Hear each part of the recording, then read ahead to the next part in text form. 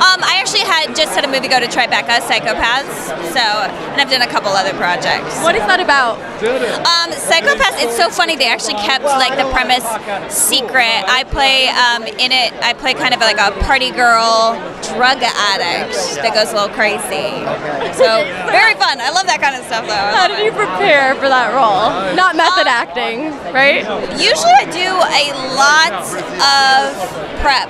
But for this one, it was kept so secret that I kind of showed up on the day and I was still a little unsure of what was going to go down. You didn't know what the script was at all? No, I know the director, Mickey Keating. He's amazing. And I knew him from working on another project with Mike Williamson, this project called Deathly with Alan Ruck.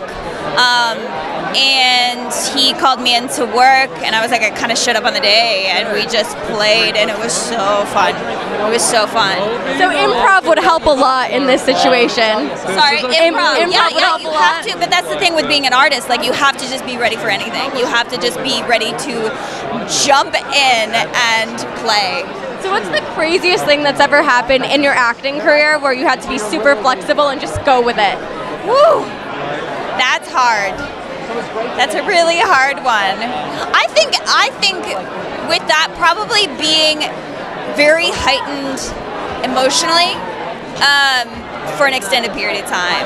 Like there was something I had to do on Grey's Anatomy. I was on Grey's Anatomy and I played a young mother that was losing her baby, and it was very traumatic, and I had to show up for that trauma and make that story real for a lot of takes and for a lot of resets and for a lot of a brilliant artist around me that needed to adjust and needed to rerun and needed to work on their lines, and I needed to show up for that story every single time because in the world there are women that are going through that, and in order to justify their story I need to make sure that I'm showing up for that every single time, emotionally and truthfully. And I think that is the biggest challenge as an artist, is to make sure I'm not getting in my head as Christina and being like, oh, I have to show this emotion every single time.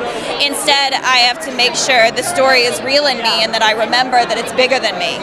So I think that's always the challenge. I love that, and I feel like I've never thought about it that way. That's such an interesting perspective where you want to accurately represent these stories and bring them to life so other people know what's going on in the world. I think that's beautiful. Yeah, that's my ultimate goal, is like the mother out there that is like, oh my gosh, I went through that, can watch me as a storyteller and be like, thank you for telling my story. I mean, that's my ultimate goal, is to maybe give her a voice, is to give the woman that's going through that a voice. It's my dream as an actor and a storyteller. That example, for instance, sounds very emotionally draining. So how long does it take for the emotion to wear off, and how do you move past it? Because it's such a heavy thing to do. Yeah, that's a beautiful question. And the funny thing is, I think I heard Nicole Kidman say this a long time ago, like, you never truly move past it. I think you always leave a piece of you there, and you always take a piece of that story with you. And I think for me, that's the truth. I'm never going to fully move past it. That story will always kind of move in me somewhere, and it will have made its imprint and changed me and make me better. But I'm able to say thank you to that story and say thank you, I get to carry this and be like more expansive as a human now, and I get to learn what it feels like to go through that, and hopefully it'll just make me better and make me more expansive as a human. So as far as like moving past it, I don't know that I ever really do, but I don't necessarily like carry those emotions anymore. I just carry that story. They just become a part of you, and you learn them and you grow. Yeah, and I remember them. Like we remember our childhood memories. I remember that story, and I remember what it felt like, but I can move past it. I love that. Yeah, that's actually very deep and very thought-provoking. I tend to think a lot about it, but I love it. I mean, that's why I do. I feel like that doesn't happen a lot on the red carpet. It's usually like very light and very deep, yeah. No, I love that. It's very refreshing, honestly. Thank you. Yeah, you're amazing. I definitely go there, but it's the way. That's why I gotta do what I gotta do. You know. Are there any stories that you feel like haven't been given enough attention that are really important to you that you want to shed light on? You know, for me, I am always fighting, obviously as a woman, I'm always fighting for women. And I did a project, it was the first project that I produced and wrote and was in, called Pretext. And it's about really shining a light on rape culture. Right. And I know that we're still talking about that theme, but what I'm really trying to shine a light on is the aftermath of like what a woman goes through when she's going through the investigative process. And I feel like that is something that we haven't really looked at enough. I think we see on procedural TV shows, we see women who talk about this, like they go in and they claim that they went through something traumatic, like rape, and then a blanket's wrapped around them, and then cops are really nice, and then they're taken in and they go to court and they cry and the guy goes to prison. And sadly, as much as I wish that was the truth, it's not. The investigative process is extremely hard for women, and it breaks women, and a lot of times women drop the case and then criminals don't go to prison.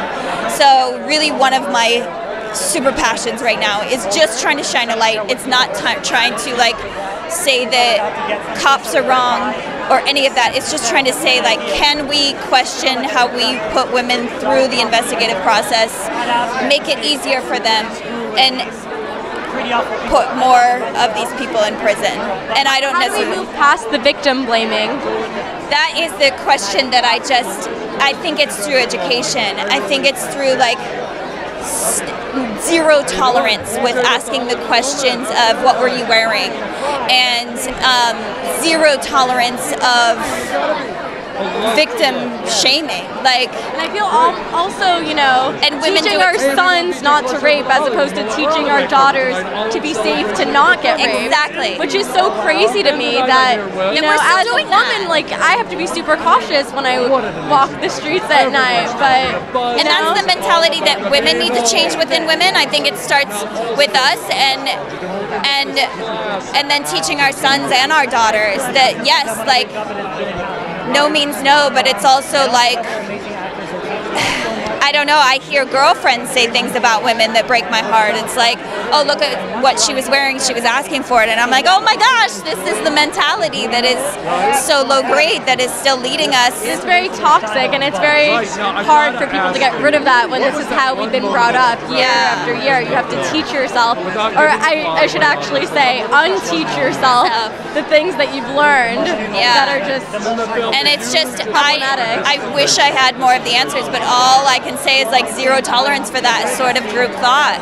Like when you hear it, just say no. Just stand up and be willing to say no. And I've been in those group situations where I had a girlfriend that I love say she was making fun of a girl that was walking down Hollywood Boulevard and she was wearing something small. And she said, you know, if she's walking like that, she's kind of asking for it. And I just stood up and I was like, no. Like that is the perpetuation of you're perpetuating why when women have this happen, cops ask what you were wearing, and it's irrelevant, you know. So it's just, I'm not attacking you, I love you as a woman, but just ask yourself why you're asking that question, because it doesn't serve. There's no way to justify rape. There's just no way to justify it. You can walk down the street naked and it's not permission. Right. And so as I go through my storytelling process and my life as an artist, I just hope I can continue to shine a light on this thing. And I don't have all the answers, but I hope I can continue to tell the stories for women. I love that, and it's so important. Once these stories are out there, people begin to question what they've been taught, and you know, the norms start changing eventually. Because I don't even think we know what's ingrained in our brain until it's challenged. Right. And that's why I just want women and men to just start challenging each other and ourselves. You know, it's the only way we grow. Yeah. Super important. Yeah, exactly. Thank you. Thank you so much. Thanks so fun to talk to you. Really nice to talk to you too. Thank you. Take care. Have a good one.